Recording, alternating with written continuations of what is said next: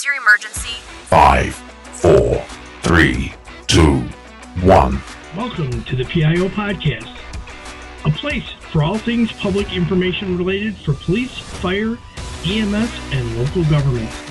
It was a good learning experience for a lot of us that social media is not real life. But we have to remember the media are very rarely a target audience. They're simply that conduit.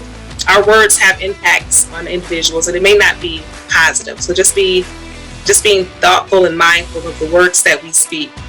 I think what's so interesting about this position too, and this job and this profession, is that every one of us is looking for purpose, and when we find it here, that's it. To know is that a crisis for one is not necessarily a crisis for another. Hey guys, I wanted to jump on here for a minute. I hope you're enjoying our content. If you could take a moment to look in today's show notes at the bottom, you're going to see a link that says support the show. The PIO podcast needs support to keep connecting with these amazing resources. Any amount helps. Thanks everybody. We really appreciate it. I cannot believe we are in the month of April already. In this month, we will hear from PIOs all across the country. On April 18th, we will have a live panel discussion, and the topic is transparency, the new buzzword of the 21st century. Sign up today by going to the link at the bottom of today's show notes. So sit back, relax, and enjoy this episode.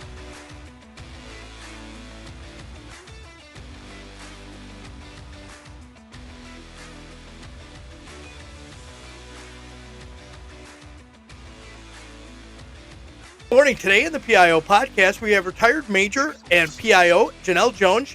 She's from the Southeast Florida Sheriff's Office. Jenell, welcome to the show.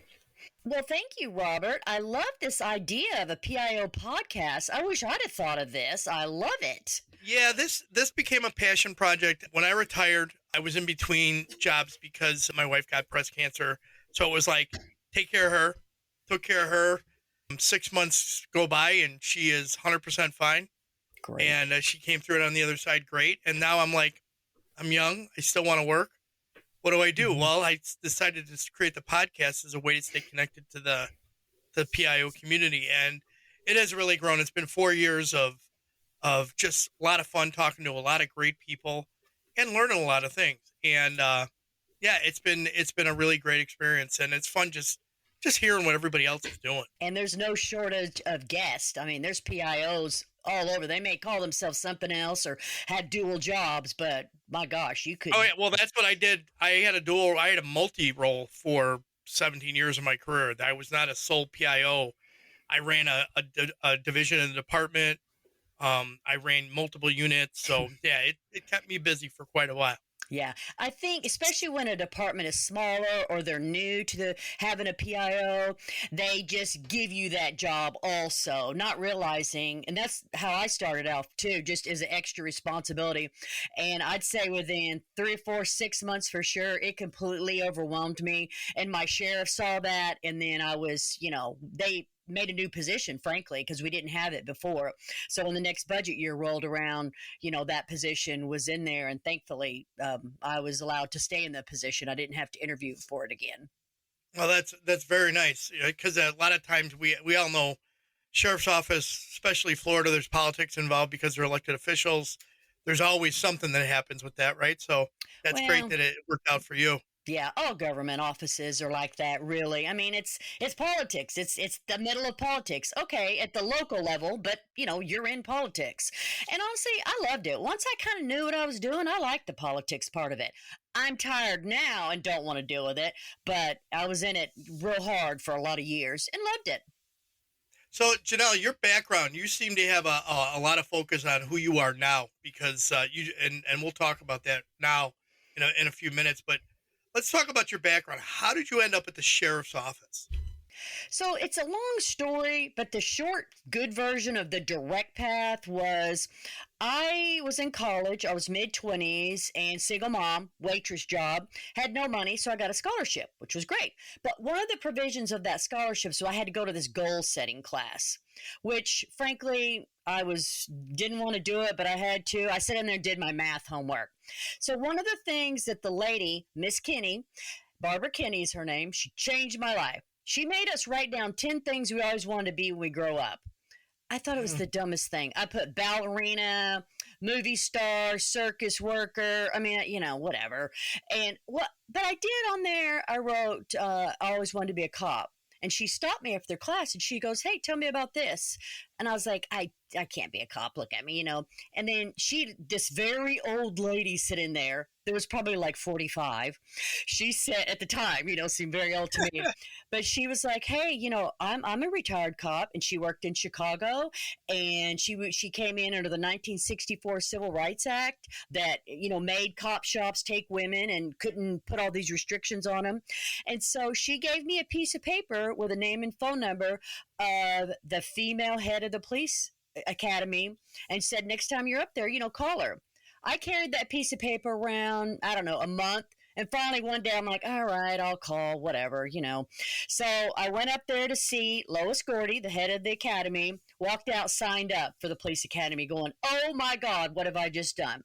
Graduated second in my class and got hired, graduated on a Friday, started work on Monday at the sheriff's office in Southeast Florida. Wow. Amazing. So, back then, like you said, there were not a whole lot of, how many women were in the sheriff's office at the time? I was the third one. They had two long-term ones. One girl, she became kind of my mentor. She was the sheriff's secretary and bugged him for years and years. So he's like, all right, and they put her straight in child abuse. The other girl was a little stronger, a little tougher, so they let her work midnight road patrol. And, she was there for years and years. She couldn't get off because, I don't know, they thought, it was easier on her. She was in a zone with no activity. I mean, so the sheriff's office could say, we got a girl. We got two girls. Look at them. Here they are. And then I came along. And how long were you in the sheriff's office working road or whatever you were working before you became PIO? I did 6 years of midnights in a rough neighborhood, a high call for service area, we call it. And that was to run me off. And my sergeant specifically told me, you won't make it here. Let me know. I can pick your keys up to the patrol car at the end of the shift. And I'm like, by God, I dug my heels in then. So I did 6 years that. Then I did 3 years in community policing. And that's where I started doing PIO stuff too, kind of at the end there. And then from there, I went into PIO. Okay. So that's kind of the way a lot of people, like a lot of the officers just up here get involved in it. They start out in community policing. Yeah. They start talking to the public more. They talk to the media. Next thing you know, your chief says, "Oh yeah, you're good with the media. You handle it." Right. And that's how I usually handle. Yeah, right. That's how I came into it. So I saw when I was doing my research on you, I saw that you have an IMDb profile. Mm-hmm. And for those of that don't know what an IMDb profile is, it's a movie and television profile for somebody that appeared on TV. You were in an episode of Cops. I was in 7 episodes of Cops, and I have my SAG card. My SAG card may be expired now, but a SAG card is when you've actually spoken a line in a movie or TV show. I've been on, I can't remember all of them. I've been on so many TV shows from, Cops was the tip of the iceberg. All kind of forensic shows. I did not go on Oprah, although there people called me one time, to ask, and I was like begging. Maury Povich called us, a couple of those, and we declined those. We weren't going to get into that. But I wasn't ever on 60 Minutes, which thank God nobody wants to be on 60 Minutes as a cop, because then you're probably got a civil rights violation, and we were never contacted by them. But right. Yeah, I've been on Inside Edition. I can't remember all of them now. Some of your notable things that you had were the not for TV prison escape. Yes. That. Let's talk about that. That probably was one of the bigger things in my PIO career. And listen, we had serial killers, and we had a guy shoot his mom with a bow and arrow in a trailer. I mean, we had all kind of weird stuff. But that there was a boy, I don't know, he's 20, a young man, rented a helicopter, took 2 lessons, flew the helicopter from like Fort Lauderdale. For people that don't know, by air, that's probably an hour drive, flight, 30, 45-minute flight, landed it inside of a prison. His friend lover jumped in the helicopter. They managed to raise up and just clear the fence and crash. One of the rudders or the feet on a helicopter, I don't know what it's called, clipped the fence, and so the helicopter crashed right on the other side of the fence, and they took off running. And our prison is, of course, in the middle of nowhere. I mean, miles and miles from everywhere, and they took off running. And we had a severe, hard 3-day manhunt for them that involved all of us. And that's the first time I ever lived out of my car as a PIO. And because we were, I was doing BBC at 4:00 in the morning, and, from all over the world. And so I just stayed in my car. I just literally lived in the back of my patrol car, which it was an unmarked car, but I slept in the back seat and did makeup. And we had our command bus out there. And as the only girl, our command bus had a rule. No. And as the only girl, I was allowed to use the command post bathroom because we had a rule. You don't want all 50 deputies going in there using that bathroom. Oh, God, no, I can imagine what that would have been like. No, because it's, it's the mobile office. So as the only girl, I was allowed to. So I could take showers and whatever. It's pretty funny showering in a little teeny bathroom with, radios going off and your sheriff and undersheriff and head of narcotics and head of detectives all sitting in there going, "Are you almost done in there? The shower's loud." Hey, so what lessons did you learn from that, having to live out of your car for 3 days as a PIO? That is a great question.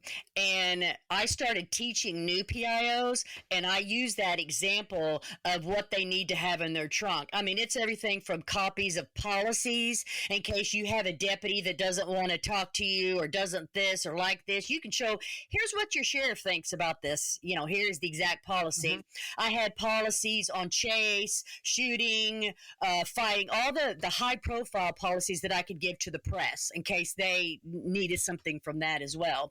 I had a TV tray so I could make a little desk sitting right there where I was. I had, I'm not kidding, 50 batteries for everything, phone, extra cable hookup. I mean, all that kind of stuff. So I wasn't stuck with a dead battery. Even my camera, I had, 10 batteries for my camera. I had a backup little cheap throwaway camera. Just everything I could think of so that I could work on the side of the road. I had 2 jackets, 2, suit coats, so that if I did an interview, we were doing 6, noon, and 6, 6, noon, and 6 every day, so I could change out the jacket so that I wasn't showing up in the same thing on the newscast. And they liked that. They appreciated that. I had a smart, yeah. Yeah, I had a whiteboard, just a little cutout square poster board so that they, because they need that whiteboard. I had that for them.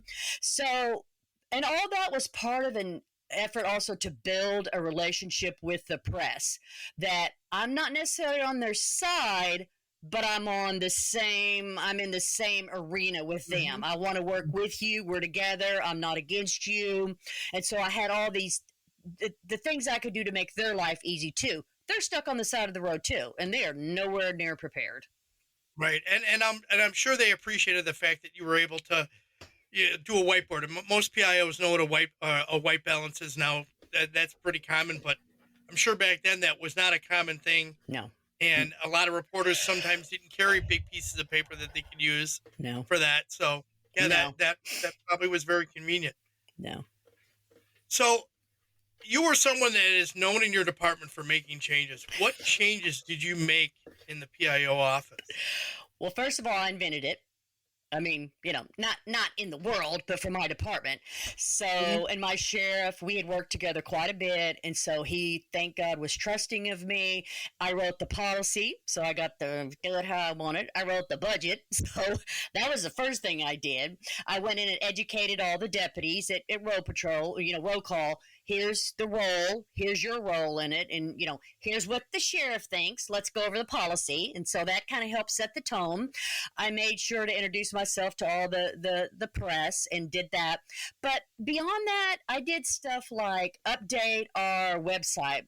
The sheriff's, and it's hard to believe now, but back 15 years ago. Let's see, when did I become the PIO? I became the PIO in 1999. Back then, our website, you opened it and it had the sheriff's budget on it. That was 2 years old. So the first thing I did was make us an actual web page. I took the daily calls for service and put them. And this was, what year was this? 93, 94? 99, 2000.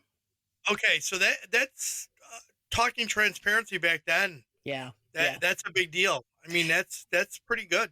My sheriff gave me very clear marching orders. He said, we are not enemies with the press. And he had every reporter, another thing we did, every reporter had his cell phone number and was free to call it. Now, they only took advantage of it a couple times when they were fighting with me or wanted me to do something and I couldn't. And so they went above my head and I would tell the sheriff, they're probably going to call you on this. And one or two did. But over the years, I mean, I can count on one hand that they called him because he, like I said, made it very clear to me, you are not to fight with the press. We are with them. We are going to work with them. And now, a word from our sponsor. In today's climate, you need to be able to communicate, whether you're communicating to those you serve, your peers, or your constituents. Whether you're looking for professional development or to work with a professional, John Guilfoyle Public Relations has you covered. From crisis communications to website development, visit our website at jgpr.net or call us directly at 617-993-0003 to get started today. We'll help you tell your story strategically. Now let's return back to our episode. Since this is Women's History Month, let's talk about your contribution to the sheriff's office. What would you say you left there? What history did you leave there besides being the first PIO? And the first woman major. And at one point, I was the highest ranking female in 4 counties. And for our agency, which has progressed way now, but again, I'm talking, 20 years ago, or in 1989 when I started, it was definitely good old boys. And we tended to hire big boys. You never saw thin, small men. And we have a lot of rural country, so we had cowboys and we got to wear cowboy boots to work. And so for a 25-year-old blonde-haired 100-pound pretty girl to walk in, it set the place on edge right there. So I like to I took it. I never made one complaint. And listen, I can't even tell you the names I was called, the tampons that were put in my mailbox, the rumors. I mean, by year 1, I had allegedly dated and slept with 100 deputies. I'm like, good Lord, I must be exhausted here.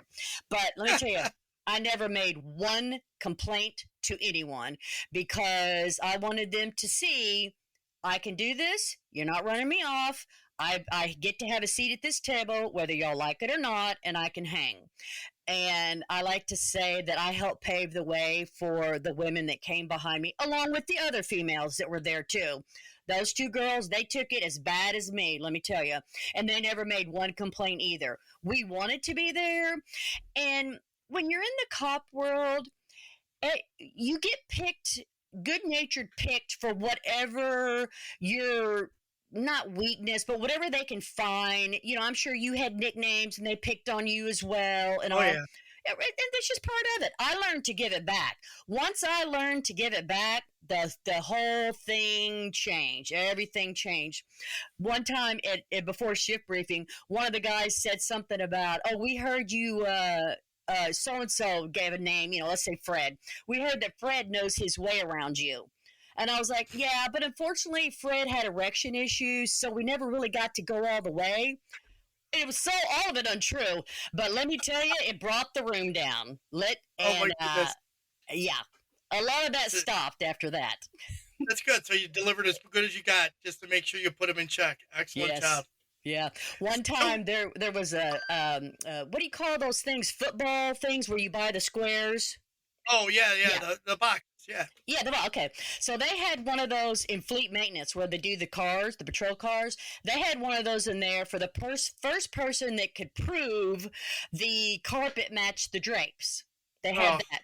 So I walk in. I hear about this. So I walk in and I ask the guy in charge, "Hey, I'd like to get in on that." And he's like, "What? What?" And after we, come on, whatever. I'm like, I'd like to pay my $10 and I win. Because I can prove it, and I don't have to prove it to you because I can prove it, and I won $300. So, like I said, once I kind of came around to their way of thinking, I mean, it changed the game. Outstanding. Jenell, what advice would you have somebody that wants to become a public information officer at a government agency? What tidbits would you have? Yes, I would tell them, first of all, don't limit yourself to the local police and sheriff and, state highway. Look at CIA, FBI, look at the railroad, look at where they do food stamps, look at, highway department. That there's so many government agencies, and I would definitely tell you to go to a government agency. You're not going to make any money, but you'll have a pension, and I get a pension. I've had my pension 8 years now. So, and it's caught up. Several years ago, it caught up to what I was making before without all the 24-hour call. So I would tell you to learn another language. I don't care what it is, but if you can roll through the door speaking Spanish or passable French or Chinese or something, whatever's Haitian, whatever's in your area, that or the area you want to go to, you learn, even if it's passable, you are already one step ahead of the game. You retired at a relatively young age. What are you doing now that you're retired? Let's talk about the things that you're doing now. I have a fabulous life. I retired at 54. The day I retired, I had sold my house about 2 months before. I was living in a B&B on the beach. I put all my stuff in storage, sold my house. I packed one huge suitcase with cold clothes, one huge suitcase for warm clothes, and I lived out of 2 suitcases. I had no home for 6 months, and I traveled. I took 20 grand, and I blew it all. I traveled to Europe and hiked the Amalfi Coast and canoed the Lewis and Clark Trail. I mean, I just stopped, and it took me that long, frankly, to stop feeling like I was on call. I would still check my phone 10 times a day. Why didn't my phone ring? And so that's the first thing I did was decompress, and it literally took me that long. It took me about 3 years, 2 years maybe, to realize I wasn't on vacation. That this just wasn't a long vacation, that I actually don't work anymore because it's a weird thing.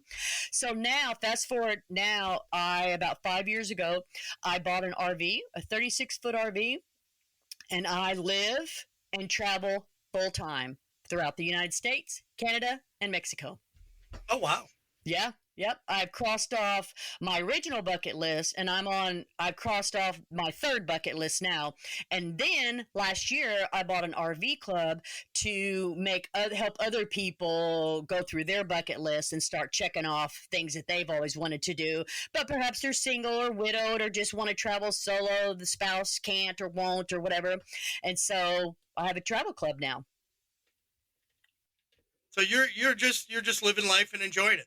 Listen, I can't even tell you all the fun things that you name a place. I've been to every state except Vermont, and I don't know why Vermont. I just haven't ever rolled through there. I drove to Alaska by myself, stayed there all summer. I have looped the U.S. 3 times, except for Vermont. I have visited 42. This week, I punched 42 out of the 61 national parks. I'll probably never get to all of them because one of them is in Samoa or something like that, and so I'll probably never get that one. But I plan on knocking all of those off as well. I have been face-to-face with a moose who wouldn't move out of the way of my 45,000-pound RV. This moose wouldn't move, standing in front of the RV, and even came over to look at me eye to eye in my RV. I've been in a hurricane. I've been in a tornado. I've been in an earthquake just a month ago. Loved that. It was a small one, so whatever. But I knew it'd be great talking points. I've had a flat tire. I've gone four-wheeling. I've been lost. I mean, I've jackknifed in a gas station. And I've hiked the Grand Canyon and rode a mule around the Grand Canyon. And I've paddled the Bay of Fundy in Canada. I mean, I could go on and on and on. I forget all of it. I've done so much. I got to tell you this story. So several years ago, we were taking the kids on a trip. We were going to Mount Rushmore, and we did the whole northern tier. So we went to, my son was up in wrestling up in Fargo, and I picked him up from there. And the family drove in a van. We went through North Dakota and stuff. And my daughter gets this idea. She says, hey, if we go this way, we're going to go through Wyoming, and then we'll be able to, or Idaho, and then we'll be able to go into Wyoming, and then we can go to see the Mount Rushmore. And I'm like, all right. So we start driving. We end up going from a asphalt road to a gravel road to a dirt road. And of course, now I've got no GPS. And I was running two different phones at the time. I had my work phone with me. I had my personal phone. Neither one of them had signals. And we're just driving. And luckily, the GPS actually, it was still showing we were on the right road. Mm-hmm. And we're driving along, and we come, of course, you go across the cattle blocks so they can't cross the road. And we get to this area, and there's two moose in the middle of the road. And then right past the moose, there's like a herd of wild donkeys. So I'm trying to get him to move. He ain't moving. And I'm honking the horn. He ain't moving. So my wife decides to roll the window down and start talking to him. Well, what do? They started walking towards the car. Yeah. That's funny. But what a great experience. And yeah.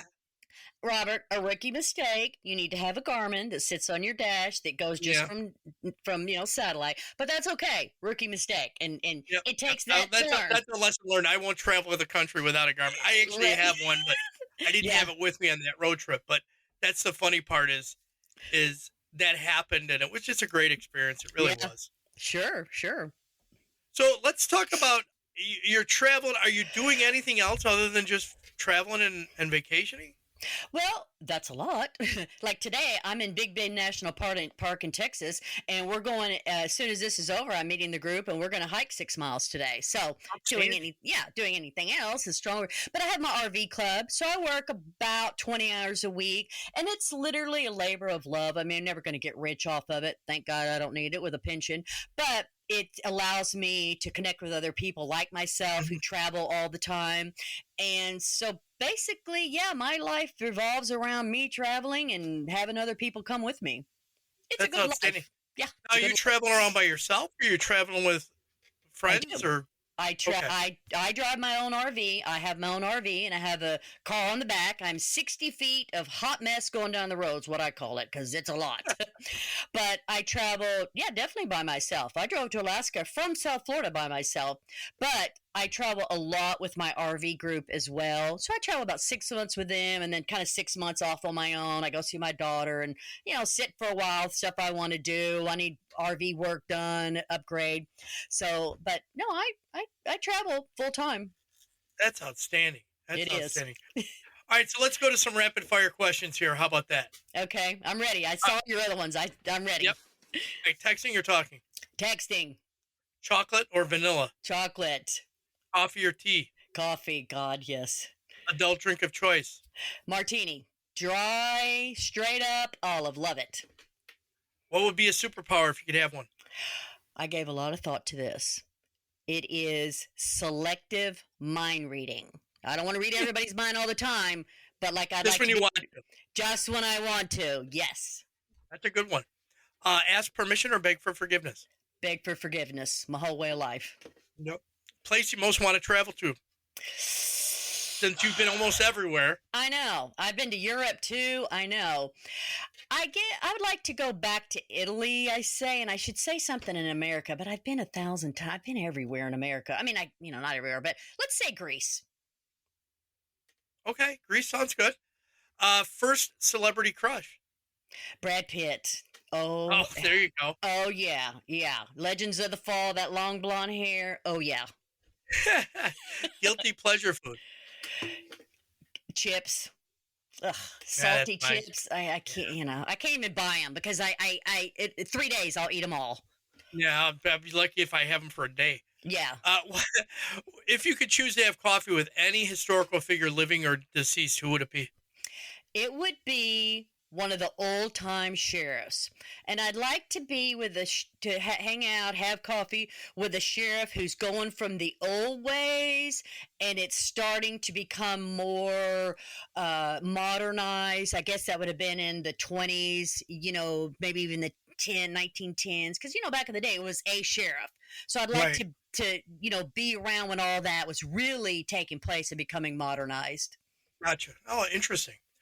All right, Jenell, key points, final thoughts. What would you like our listeners to take from this interview? I would like the listeners to, number one, realize that PIO is a hell of a good job. Get in on that. If you can handle a 24-hour call, think on the fly, talk for 10 minutes without saying anything to appease the press, if you can juggle your elected official or your county manager who's under just as much pressure, it's a great job. I've met 3 presidents, and I'm talking like in a little room with 10 people. I've met 3 presidents. I've met all kind of movie stars. Been in on great things that happened in our county, lived a hell of a life, got a pension from it. So I would definitely encourage people to pursue this career because it's a fabulous career. And then I would definitely tell people in the sheriff and police departments and government agencies, retire already and go live a life. The ones that stay. I've been here 37 years. I heard a saying about a 1-year rookie 20 years. We've all seen those. So go out and have a life. There's so much out here for us to go and see and do. Absolutely. How can people best reach out to you if they want to connect or follow up?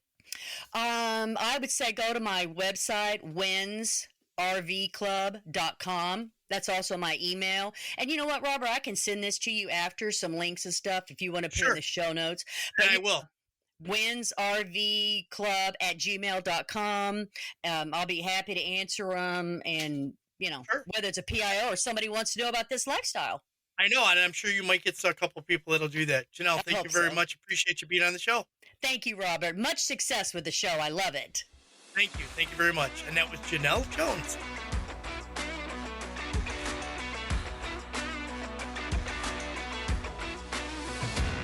That's all for this week. We hope you enjoyed this episode.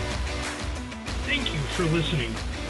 Be sure to subscribe to the podcast to get notified on the latest episode. If you are listening on a platform that allows you to leave a review, please give us a review. Any review is appreciated. To support our efforts with the PIO podcast, you can click on the support button in the show notes, and any donation is appreciated. Thank you.